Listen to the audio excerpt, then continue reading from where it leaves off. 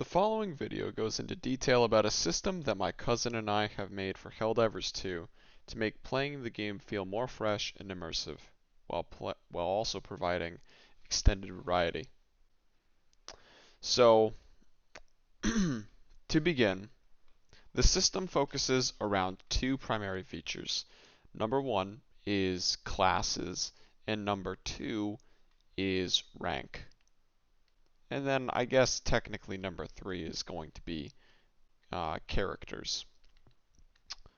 And so each class is going to be generated when you create a new character. So to begin, what you would do is you would pull from your template and you would give yourself a name. So we'll just go with Mike. And you're always going to start out as a space cadet. And to select a class, you will pick, or you will spin for a class at random, with the assault class being the most common, and everything else being about the same. So, in this case, we would have gotten the engineer. So, with that being the case, Z2 Mike will be an engineer.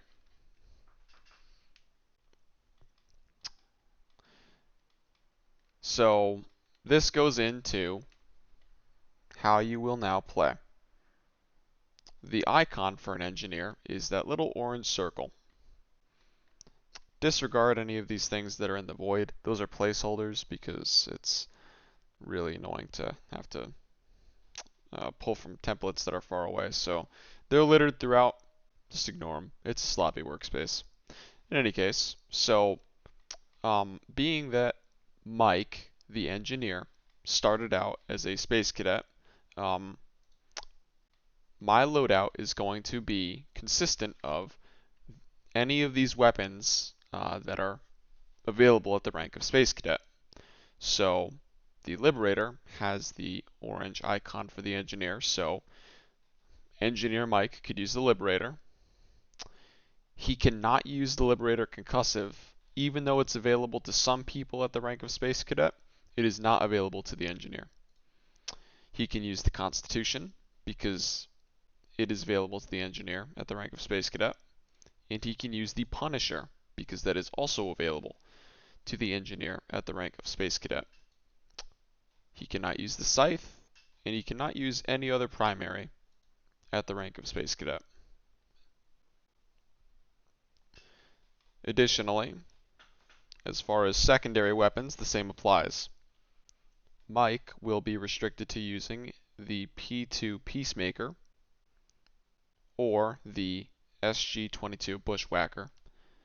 He is not able to use any other secondary weapon at the rank of Space Cadet. And then for grenades, you get the idea. He's restricted to these types of grenades. And then for stratagems, specifically for support weapons, he is restricted to the Stalwart or the Flamethrower. And then as far as backpacks go, because there are stratagem backpacks, he is restricted to the Jump Pack and to the Supply Pack. And then finally for armors, he is restricted to the SC-37 Legionnaire, the SC-34 Infiltrator, the BO1 Tactical Series, and the TR-40 Gold Eagle, because all of those have the icon for the engineer. So ultimately, here is what that would look like.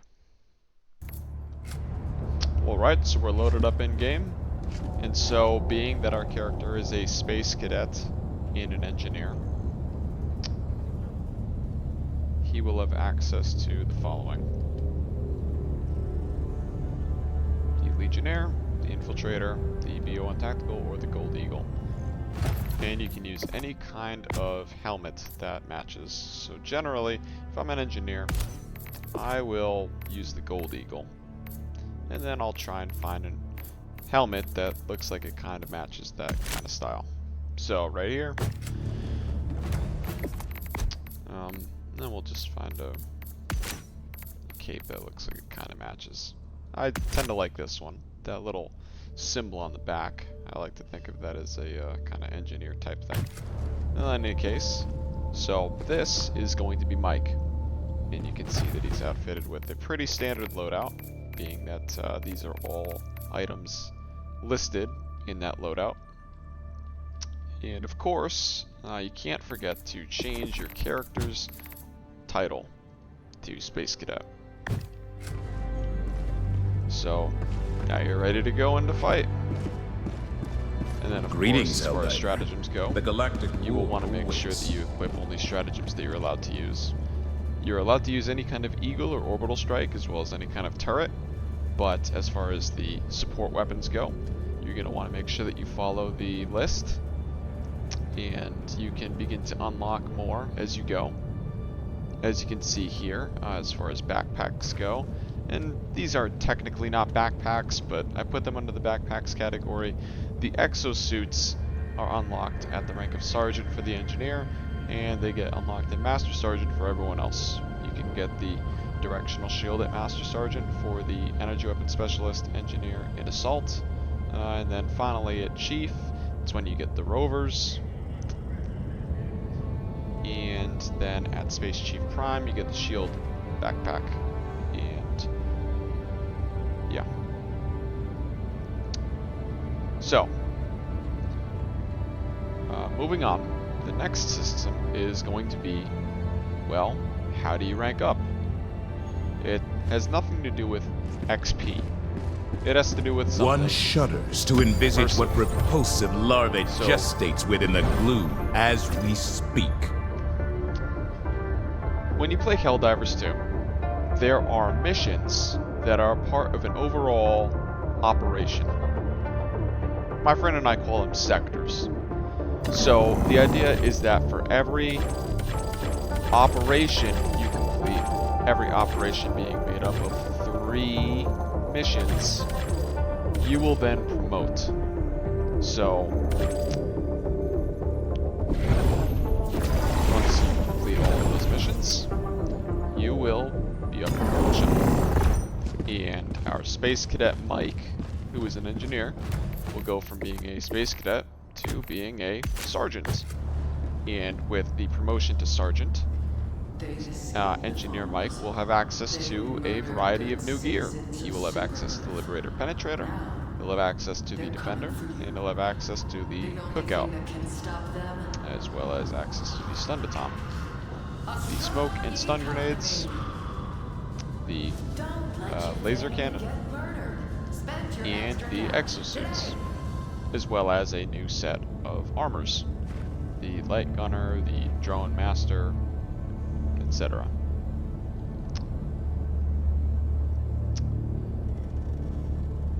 However, there is one more very important mechanic that I have not mentioned, and that is right here. Now, you know what? I thought I put a rule up top, but I guess I didn't. Anyways, so it's explained here under the category names. Helldiver must use gear of the rank that they are or the rank prior unless unable to. So let's say that Engineer Mike was a total badass and managed to make it through 2 sectors, which is a total of 6 missions, and he promoted from the rank of Sergeant to Master Sergeant. So now that he is a Master Sergeant, he has access to all of these items in the Master Sergeant rank.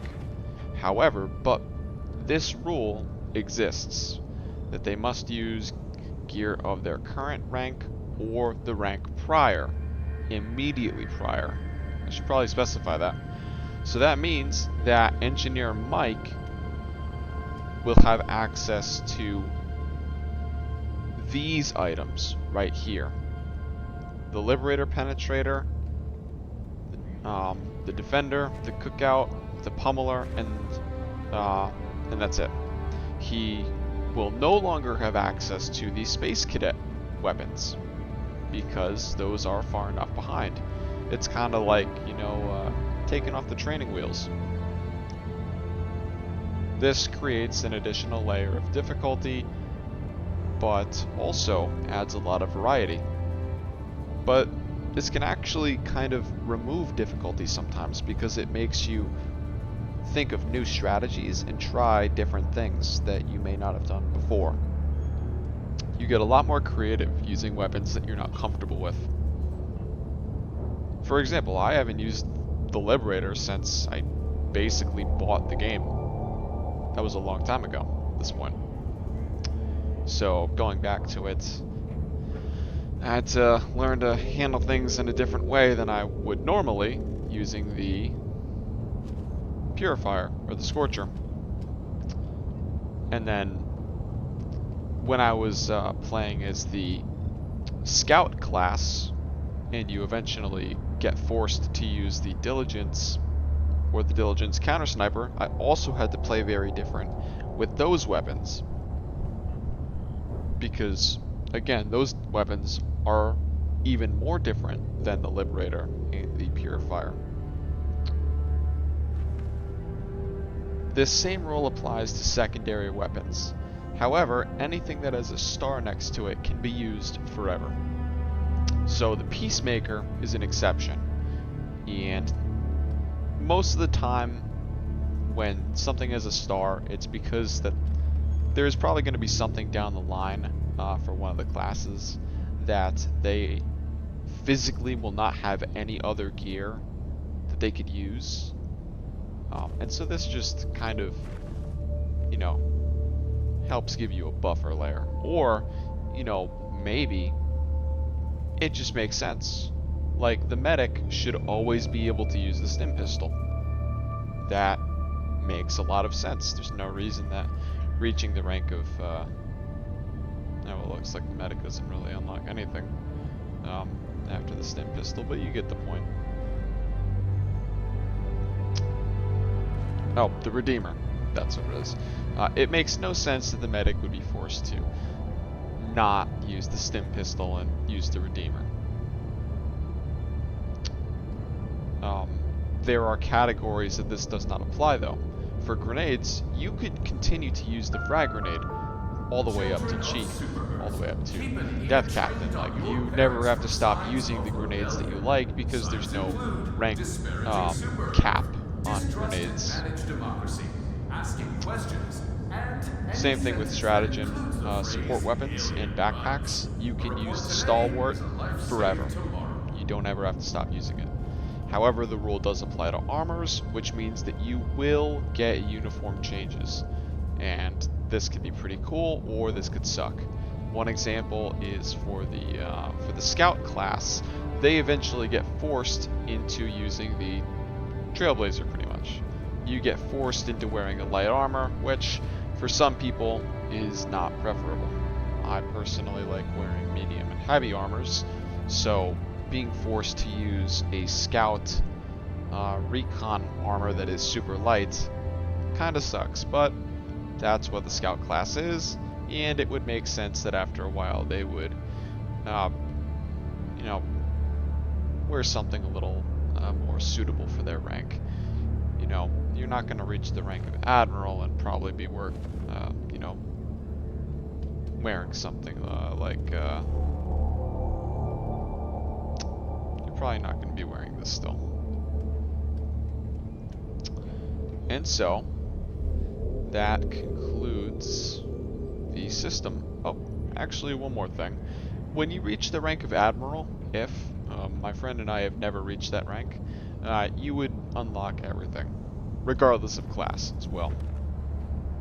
The idea behind this the idea behind this is that you are such a high rank that you can use anything. You call all the shots. You handle all those logistics anyways, so you're going to make sure that you get what you deserve, because clearly you're getting things done for Super Earth. Now remember, If your character dies, you need to create a new character, and that means that you're not going to rank up for that sector. It's going to suck. We have a long list of deaths. All of these people in that pinkish, reddish color are all deceased. It's pretty tragic.